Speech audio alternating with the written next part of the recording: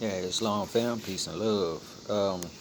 Just want to do a quick video today, um, telling people to watch out for the agents. It's a lot of agents in this movement with L's and Bays, and I want to come from the perspective of I've started to notice a tactic that I'm starting to see over and over with these so-called agents in the movement, and I'm gonna say.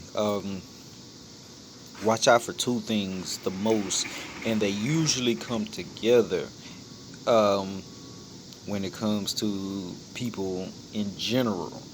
But in the Moorish movement, I've noticed a lot of slander, one, and dogma, number two.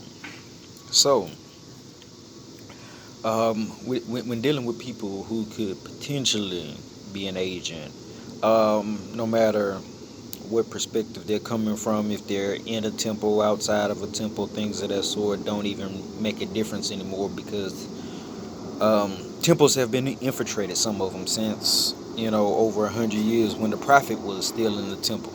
Now I'm an assistant grand sheik out here now, and I can tell you for sure we're not infiltrated, and I give anything back, any charters, any positions, titles, whatever, you know to ensure that I can continue to teach the truth. So if it was a hindrance in any way, me, the grand sheik, it's just something we wouldn't be doing. You know, so get that out of the way. So um, I want people to understand, for the most part, that um, the slander, that's gonna come from different ways. You never know who's gonna slander you for what, and some of that can just be hate. And I understand that, so I didn't immediately, jump on a lot of the people that were hating on me, as considering them agents until, they started coming with, further things to prove that to me, and a lot of that deals with the dogma. So,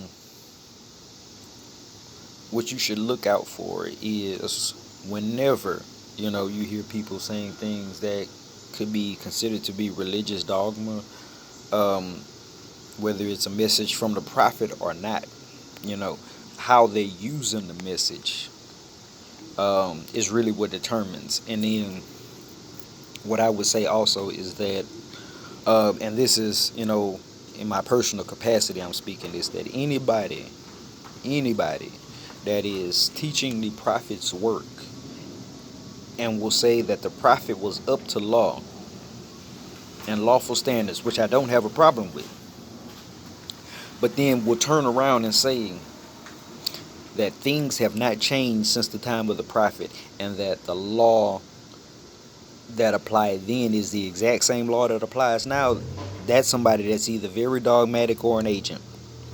Because you have to realize that when it comes to this information, um, some people want to worship the prophet, you know, and I have no problem giving our prophet high honors, but I don't put anyone past the rim of a mistake. And I found one or two, that I haven't, publicly, advertised, but, just to be all honesty, it's embarrassing to a certain extent to put some of this stuff out there because people that are sheiks and grand sheiks have never caught, a few typos and, grammatical errors in the prophet's work. Like, it is beyond belief, how simple some things are that are being missed, that I can guarantee you people in their everyday temple life, in most traditional temples, recite these documents every time, but can still, you know, claim to be scholars and have missed this, or these things. So, I definitely always look out, for um, stuff that may be in the prophet's work that even if it is still valid to this day, it doesn't mean that it doesn't need to be re-researched. So um, I did a video a while back talking about the mandate, uh, the land grant that a lot of Moors like to talk about, and did some myth busting on that. And there are a few other things, a few other stories, tall tales that I've heard from the temple that I just haven't put out there because I'm not doing this to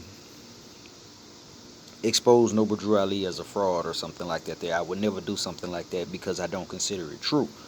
So some of the arguments that certain detractors of the movement have made over the years have actually been valid and have never been addressed.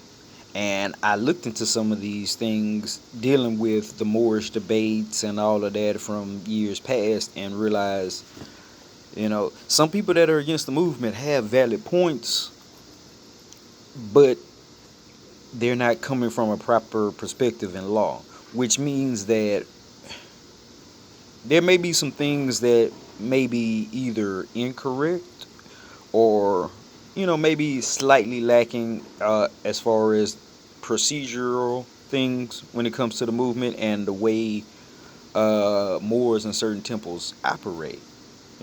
But just because they may not be operating in what we consider the most optimal form doesn't necessarily mean that what they're doing is totally incorrect or that they're agents. And the thing is, we have to consider all of these things when classifying different Moors and understand their experiences as well as a straw man, because there are a lot of Moors that are in the movement that when they were in their Negro, black, African American colored status, they made certain contracts and got into certain agreements and things, and may have had certain licensings or work for public agencies or things of that sort, which is nothing wrong with that. But some of these people bring these same mindsets into the Moorish movement. And it's not to say that there aren't some things that are particularly valid when it comes to these things. Um, let's say like military service. There is great weapons training in what you would consider the United States Army. But I know Moors personally who they learn sequestration and how to topple governments and things of that sort in the army. So when they come back over here in the Moorish movement, some of the sharper ones, they understand what's going on in law and are active at, working on trying to stop these things. So you could also potentially get a Moor who's had that same training um, come back as a Negro, black, or colored and wreak havoc on their community. So I try not to, I'll say, immediately point a finger at somebody and say that they're an agent just because they may have done some questionable things. But what I do look at is a continuous pattern, you know. And I also look at, have you tried to grow in your knowledge? Has anyone else spoken to this person? And how did their study habits and research and motivation change, after getting certain amounts of information? Because some people coming to this movement will get the information, run with it, and totally be honorable. They, truly want knowledge of self. And then you'll have some people that say, hey, cops don't have jurisdiction. I got the right to travel. Well, look, I can load up, dope in my car and travel across state lines, and they can't say nothing. And that's just not true.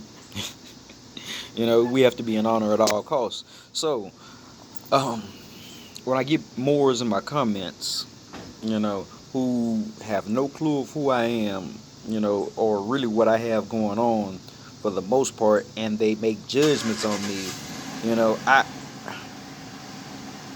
I don't immediately throw them into the category with agents, but I'll say, I have a lot of Moors that I know of that I'm not personally close with that I would considered suspect. You know, so anymore, and this is finna go real general, but any more who you hear slandering other Moors, whether they're in their Moorish status or in their Negro, Black, and colored status, is usually a problem. The thing is, if you're for love, truth, peace, freedom, and justice, and you're not, I would say, correcting another Moor out of love, but trying to talk about his uh, mode of operation, you want to look suspect at that more, you know, and not to say that that more is not necessarily correct in what they're saying, but you have to look at their character and judge by that, and understand that not all Moors are honorable, even if they are exposing fraud and things of that sort. They may have some things in their personal lives, in their personal character that they haven't squared off yet, you know. And I've had people try and slander me and say because I, make certain claims like that my tassel is tied down or something. Like I've had the craziest stuff said about me, and I am not a Freemason in the sense that I've never been to a lodge and I've never took an oath and things of that sort, but I am a Mason or a fellow of the craft in the sense that it is our Moorish customs, you could say, but also I've studied it, so I understand the differences between Masonry, Freemasonry, and then also that there are splits within Masonry. So you will find, just like there are, and it's sad to say, multiple splits in the Moorish movement, multiple grand bodies, and this and that, and they're beefing against each other. It's the same thing going on with the Masons or the Freemasons, the European Masons for the most part, and even with the Negro, Black, colored, Prince Hall, and all of them other African Masons and stuff like that. They're all beefing with each other for the most part. There's some of them that are about unity, but not a lot. So you'll find different people in those different positions that are agents, and some of them condone evil. Just the easiest way to put it. Like they're bound by their oaths, so they know that their people can't really turn them in, and they have to have their hands tied when it comes to certain type of things, if it's allowed within their body and lodge and things of that sort, which is how Jack the Ripper was able to get away with a lot of stuff that he did, so and another thing we have to consider right now, that there is a Masonic infight going on in this country, between the Scottish Rite and the York Rite, and I may go in deeper on that there, but basically, you could say that most of what you would consider American Freemasons are Scottish Rite, and they're having issues right now with the York Rite president. I'm gonna put it in that fashion, and if you understand basically the history of certain orders, like the Knights Templar, and then they're infighting with other Europeans like the Catholic Church, you'll start to get a better understanding of what's going on right now in the public and how neither one of them is us.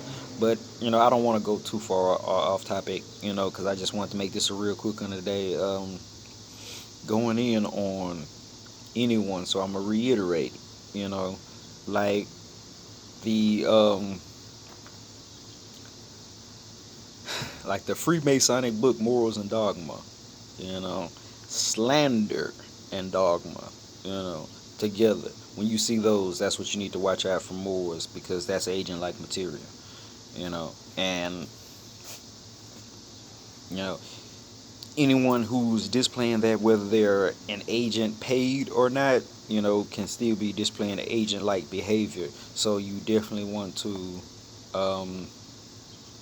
consider everyone you're dealing with and what's going on and the circumstances with every individual situation. And when you see Moors um, that do like to slander people, watch out for that dogma, you know, because some Moors are trying to be righteous when they slander other people. I understand, and they just have a bad tactic.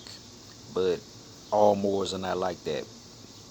But either way, you know, keep up the love, truth, peace, freedom, and justice, and you really won't have to worry about it as much when you stick to those five principles that our prophet brought us. Peace and Islam.